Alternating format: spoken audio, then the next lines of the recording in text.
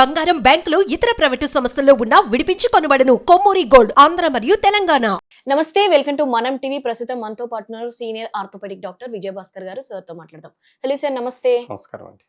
Sir, చాలా మందికి నీ పెయిన్స్ అనేది ఈ మధ్య ఎక్కువ చూస్తున్నాం.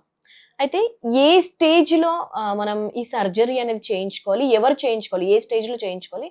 దట్టు ఈ మధ్యగా ఎక్కువగా మనం వింటుంది రోబోటిక్ టెక్నాలజీ. సో దాని గురించి ఒకసారి ఎక్స్ప్లెయిన్ చేయండి. అది సేఫేనా? Absolutely, of course any technique మనకు మార్కెట్లోకి, అంటే నీ రీప్లేస్మెంట్ టెక్నిక్ వచ్చిందంటే మార్కెట్లో అంటే కొన్ని డికేడ్స్ దీని మీద రీసెర్చ్ అయిన తర్వాత ఈ knee replacement surgery is the answer అనుకొని వితౌట్ ఎనీ కాంప్లికేషన్స్ అనుకున్నప్పుడే ఈ ప్రొసీజర్ని మనం బుక్స్లో రాయడం జరుగుతుంది, దాన్ని అనుసరించడం జరుగుతుంది. సో అసలు నీ రీప్లేస్మెంట్ అంటే ఎందుకు? మనము బాడీలో మోకాలు one of the most powerful hinge జాయింట్తో పాటు మన 80% బరువుని ఈ జాయింట్ మోస్తుంది. సో దీనిలో మనకు వేర్ అండ్ టేర్ ఎక్కువగా ఉంటుంది, మూమెంట్ ఎక్కువ ఉంటుంది, ప్రొఫెషనల్ వర్క్ లోడ్ అంతా మన మోకాల మీదనే డిపెండ్ అవుతుంది. సో ఈ బోన్కు ఒక తెల్లటి పొర ఉంటుంది అన్నట్టు, దాన్ని మనం కార్టిలేజ్ అంటాం. అది 1 to 2 mm ఉంటుంది. అంతేకాకుండా డిస్క్ లాంటి మెనిస్కస్ ఉంటుంది. ఈ రెండు మనకు నిరంతరం పనిచేస్తూ ఉన్నప్పుడు వేర్ అండ్ టియర్ ఫ్రిక్షన్ వలన మనకు ఈ పొరలు అరిగిపోయే ఆస్కారం ఉంటుంది. ఫర్ ఎగ్జాంపుల్ నేను ఇక్కడ చూపెడుతున్నాను, ఇది నార్మల్ జాయింట్ అండి. చూడండి మీరు, ఇందులో ఈ రెండు పొరలు శుభ్రంగా నీట్గా ఫుల్గా ఉంది, బ్లూ కలర్ పొరలు ఫుల్గా ఉంది. స్టేజ్ 1లో మనం చూస్తే దీనిలో పొర కొంత లేయరు అరిగిపోతుంది. మీరు ఇందులో చూస్తే పొర ఆల్మోస్ట్ 3rd స్టేజ్ అంటాం. స్టేజ్ 2 ఇదైతే స్టేజ్ 3లో పొరలు ఎక్కువగా అరిగిపోవడం. ఈ స్టేజ్ 4లో టోటల్గా పొరలు మొత్తం డ్యామేజ్ అయిపోతుంటాయి. సో మనము ఈ పొరలు చూడండి, టోటల్గా అరిగిపోవడం, ఈ రెడ్నెస్ అంతా అరిగిపోవడం అంటాం. సో ఎప్పుడైతే ఈ మెనిస్కస్, ఈ కార్టిలేజ్ పూర్తిగా డ్యామేజ్ అవుతుందో మోకాలు ఒక సైడ్ వంగిపోయే ఆస్కారం ఉంటుంది. అంటే లోపల సైడ్కి, మోకాలు లోపల సైడ్కి ఇలా. సో మన ముసలి వాళ్ళని చూస్తూ ఉంటే ఇలా నడుస్తుంటారు, ఇలా నడిచే బదులు ఇలా నడుస్తారు. ఎందుకంటే ఈ పొరలు అరిగిపోయి ఒక సైడ్ వంగిపోవటం వల్ల. సో మోకాలు నొప్పి అన్నది పెయిన్, వాపు, స్టిఫ్నెస్, రెడ్నెస్, ఈ 4 లక్షణాలు మనకు కనబడతాయి. దానిలో ఈ జాయింట్ మొత్తం డ్యామేజ్ అవుతుంది. సో ఎప్పుడైతే ఈ జాయింట్ డ్యామేజ్ అవుతుందో నడక విపరీతంగా ప్రాబ్లమ్స్ అవుతుంది. ఒక స్టెప్స్ కూడా వేయలేరు, స్టెప్స్ ఎక్కలేరు, ఇండియన్ టాయిలెట్లో కూర్చోలేరు, ఎట్లాంటి కార్యక్రమం చేయలేని పరిస్థితిలో ఉంటారు. సో జాయింట్ రీప్లేస్మెంట్ సర్జరీ అనేది కేవలం స్టేజ్ 4లో ఉన్న జాయింట్కి మాత్రమే చెయ్యాలి. స్టేజ్ 2, 1 to 3లో అసలు చేయకూడదు. ఇది take it for a dictum. ఎందుకంటే చాలా మందికి అపోహలు ఉన్నాయి. కొంతమంది అంటారు అన్నెసరీ సర్జరీలు చేస్తున్నారు, కొంతమంది అంటారు అసలు సర్జరీ అవసరం లేదు అంటారు. కానీ అబ్సల్యూట్లీ రాంగ్ అండి.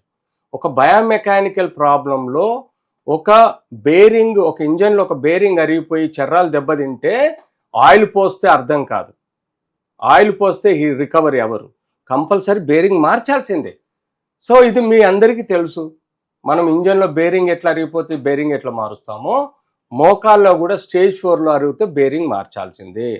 స్టేజ్ 1 to 3లో మాత్రం వాళ్ళకు ఫిజియోథెరపీ ఇవ్వచ్చు, మోకాలు పట్టీలు ఇవ్వచ్చు, మెడిసిన్స్ ఇవ్వచ్చు, ఈవెన్ స్టేజ్ 2, 3లో మనం ఇంజెక్షన్స్ కూడా ఇవ్వచ్చు.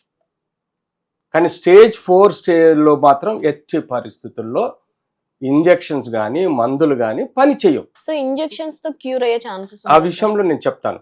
సో మనకు స్టేజ్ 4కు సర్జరీ మస్ట్. సో మనం స్టేజ్ 1లో ఏం చేస్తాము? యూజువల్గా పెయిన్ కిల్లర్స్ రాస్తాము, బ్రేస్ ఇస్తాము, కేర్ అంటాము, ఫిజియోథెరపీ అంటాము, ఇవన్నీ ఓకే. ఆ స్టేజ్ 2లో కూడా మనం కాస్త పెయిన్ కిల్లర్స్ ఇస్తాము, స్ప్రింట్ ఇస్తాము, రెస్ట్, ఫిజియోథెరపీ ఇవన్నీ చేస్తాము. స్టేజ్ 2, 3లో మాత్రము మనకు గత 40 సంవత్సరాల నుంచి ప్రతి సంవత్సరాలకు కొత్త ట్రీట్మెంట్ వచ్చింది. ఇనిషియల్గా మేము 40 సంవత్సరాల క్రితం మేము లోకల్ స్టెరాయిడ్ ఇచ్చేవాళ్ళం, ఇంజెక్షన్. అది స్టెరాయిడ్ అన్నది అప్పటి వరకు మంచి రిలీఫ్ వచ్చినా అది జాయింట్ని ఎక్కువగా డ్యామేజ్ చేస్తుంది. ఎందుకు డ్యామేజ్ చేస్తుందంటే ఆ నరాలు దెబ్బతింటం వల్ల, నొప్పి లేకపోవడం వల్ల పేషెంట్ విపరీతమైన ర్యాపిడిటీ లోనై జాయింట్ ఎక్కువ తొందరగా డ్యామేజ్ అవ్వడం మొదలవుతుంది. సో మేము స్టెరాయిడ్ బ్యాన్ చేసాం.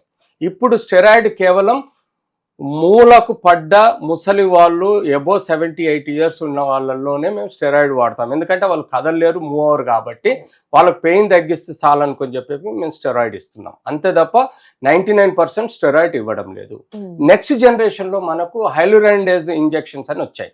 ఈ హైలురానిడేజ్ ఇంజెక్షన్ అంటే అది ఆ కార్టిలేజ్, డ్యామేజ్ అయిన కార్టిలేజ్ని రిపేర్ చేస్తుందని మనము ఒక డికేడ్లో అనుకున్నాం. కాబట్టి హైలురానిడేజ్ ఇంజెక్షన్ ఇవ్వటం వల్ల ఆ కార్టిలేజ్ రీజనరేట్ అవుతుందని మనం అనుకుని అది ఆ మెడిసిన్స్ ఇవ్వడం మొదలెట్టినాం. అది కూడా తగ్గుముఖం పట్టింది. దానికన్నా అడ్వాన్స్డ్ అంటే మనకు రేడియేషన్ థెరపీ అంటాము, ఓజోన్ థెరపీ అంటాము, ఇట్లాంటి రకరకాల థెరపీలు వచ్చినా అన్నీ సక్సెస్ కాలేదు. కానీ అల్టిమేట్లీ ఇప్పుడు లేటెస్ట్ ట్రీట్మెంట్ ఏంటంటే రిచ్ ప్లేట్లెట్స్. అంటే మన రక్తం కణాలలో మనం రక్తం తీసుకొని ఆ రక్తాలలో ఉండే కణాలు ప్లేట్లెట్స్ని సపరేట్ చేసి రిచ్ ప్లేట్లెట్స్ని ఇంజెక్ట్ చేయడము, లేదా దానిలో గ్రోత్ ఫ్యాక్టర్స్ అని ఉంటారు. గ్రోత్ ఫ్యాక్టర్స్ని ఇంజెక్ట్ చేయటం వల్ల అది స్టేజ్ 2లో కానీ 3లో కానీ ఇవ్వాలి. అంతకు మించి ఇంజెక్షన్స్ ఇవ్వకూడదు. ఆపరేషన్ చేయాల్సిందే, ఆపరేషన్ అవసరం లేదు, నీకు ఇంజెక్షన్ ఇస్తే సరిపోతుందని తప్పుదో పట్టించే దొంగ డాక్టర్లు ఉన్నారు. లక్షలు తీసుకొని ఇంజెక్షన్లు ఇచ్చి చుట్టూ అనెస్థీషియా ఇంజెక్షన్లు ఇచ్చి అప్పటికి నొప్పి తగ్గించే ప్రయత్నం చేస్తారు. కానీ అది టెంపరీయే, అది పర్మనెంట్ ట్రీట్మెంట్ కాదు. స్టేజ్ 2-3 వరకు మీరు ఇంజెక్షన్స్ ప్రయత్నం చేయొచ్చు, కానీ స్టేజ్ 3-4లో మాత్రం ఎట్టి పరిస్థితుల్లో ఇంజెక్షన్స్ మీ జాయింట్ను ఫర్దర్ డ్యామేజ్ చేస్తాయి. రీజనరేషన్ ఏమో కానీ తద్వారా మీరు లక్షలు కోల్పోతారు. రికవరీ బాగుండదు, సాటిస్ఫాక్షన్ ఉండదు. ఎప్పుడైతే డాక్టరు ఈ యొక్క మోకాలు జాయింట్ మొత్తం అరిగిపోయింది, ఖాళీ స్పేస్ లేదు, టోటల్గా బోన్ టచ్ అవుతుంది, బోను వంకలు తిరిగింది, కాలు వంకలు తిరిగింది, నడవలేని పరిస్థితి అంటే సర్జరీ తప్పదు. ఇంజెక్షన్స్ అన్నది మోసపూరితమైన ట్రీట్మెంటు. ఏది స్టేజ్ 4లో, స్టేజ్ 3-4లో ఇంజెక్షన్స్ ఇవ్వడం అన్నది మోసపూరిత ట్రీట్మెంటు. వాళ్ళు కేవలము మీ రక్తాన్ని తీసి ఇవ్వడమే కాకుండా ఆ మోకాలు చుట్టూ సున్నితమైన పార్ట్లలో అనెస్థీషియా ఇంజెక్షన్లు ఇస్తారు, లేదంటే రేడియో అబ్లేషన్ థెరపీ అని చెప్పేసి రేడియో ఫ్రీక్వెన్సీ ట్రీట్మెంట్ ఇస్తున్నారు. ఇవన్నీ మిమ్మల్ని మీ నరాలను డ్యామేజ్ చేసే ప్రక్రియ తప్ప మీ జాయింట్ ఇంప్రూవ్ అయ్యే ప్రక్రియ కాదు. దయచేసి మళ్ళీ చెప్తున్నా, ఈ దొంగ అడ్వర్టైజ్మెంట్ల ద్వారా వీళ్ళు లక్షలు తీసుకొని ఇంజెక్షన్లు తీసుకోవడం మేము ఒక క్వాలిఫైడ్ ఆర్థోపెడిక్ సర్జన్గా చెప్తున్నాను, ఎట్టి పరిస్థితుల్లో చేయించుకోకండి. కేవలం సర్జరీ అంటే సర్జరీ ముందు స్టేజ్ 1-2లో మాత్రం మీరు ఇంజెక్షన్స్ తీసుకోవచ్చు. ఇది పర్టికులర్గా గుర్తుపెట్టుకొని జాగ్రత్త పడాల్సిన అవసరం ఉంది. ఈ మధ్య కాలంలో నావిగేషన్ థెరపీ, రోబోటిక్ థెరపీ అనేది వచ్చింది. ఇది హై టెక్నాలజీ మెథడ్ అండి. దీనివల్ల మాకు అక్యురసీ పెరిగింది. సపోజ్ నేను ఇక్కడ ఉండే బోన్స్ను కట్ తీసుకొని ఈ ఇంప్లాంట్ను కూర్చోబెడతాను. ఈ ఇంప్లాంట్ను కూర్చోబెట్టడానికి ఇదివరకు మేము శాస్త్రీయంగా మా హ్యాండ్ టెక్నిక్ ద్వారా మేము ఈ కట్స్ తీసుకుంటాము. ఈ ఖరాబ్ అయిన బోన్ యొక్క కట్స్ మేము కరెక్ట్ తీసుకోగలిగినాము.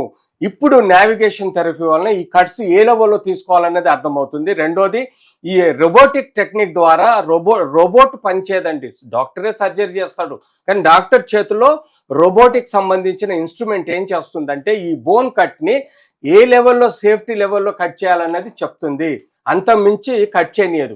సో ఆ రోబోటిక్ ప్రొసీజర్ అనేది రోబోట్ పనిచేయదండి, రోబోట్ సర్జరీ చేయదు, డాక్టరే సర్జరీ చేస్తాడు. కానీ ఆయన చేతిలో హ్యాండిల్ ఉండి ఆ బ్లేడ్ తోటి ఈ బోన్ని ప్రాపర్గా యాంగిల్లో కట్ చేయడానికి డైరెక్షన్ ఇస్తుంది. సో ఇలా ఈ రోబోటిక్ ప్రొసీజర్ అన్నది ఇప్పుడు వచ్చింది. ఆ పేరు చెప్పుకొని కూడా లక్షలు ఎక్కువగా ఛార్జ్ చేస్తున్నారు. ఐ సజెస్ట్ ఒక మనిషి నిర్మించిన ప్రతి టెక్నిక్ అయినా ఆ మనిషికే కరెక్ట్, కానీ ఎక్విప్మెంట్ కాదు. ఒక ఎక్విప్మెంట్ పేరు మీద కూడా లక్షలు కుమ్మరించడం కూడా నేను అంత కరెక్ట్ కాదనుకుంటా. ఎందుకంటే మేము ఇన్ని వేల సంవత్సరాల నుంచి మేము ఎన్ని వేల ఆపరేషన్ చేసినా ఫెయిల్యూర్ రేటు అంటే కాంప్లికేషన్ రేటు ఓన్లీ 1-2% ఉంది. సో డబ్బులు ఉన్నోళ్ళు రోబోటిక్ సర్జరీ చేసుకోవచ్చు, కానీ కేవలం డబ్బులన్నీ ఖర్చు పెట్టి రోబోటిక్ ప్రొసీజర్ అవసరం లేదు. దీన్ని బట్టి మీరు మీ స్థాయిని బట్టి మీరు సర్జరీ చేయించుకోండి. ఈవెన్ 90,000కు కూడా ఈ ఆపరేషన్ చేయొచ్చు, 3.5 లక్షలకు కూడా ఈ ఆపరేషన్ చేయొచ్చు.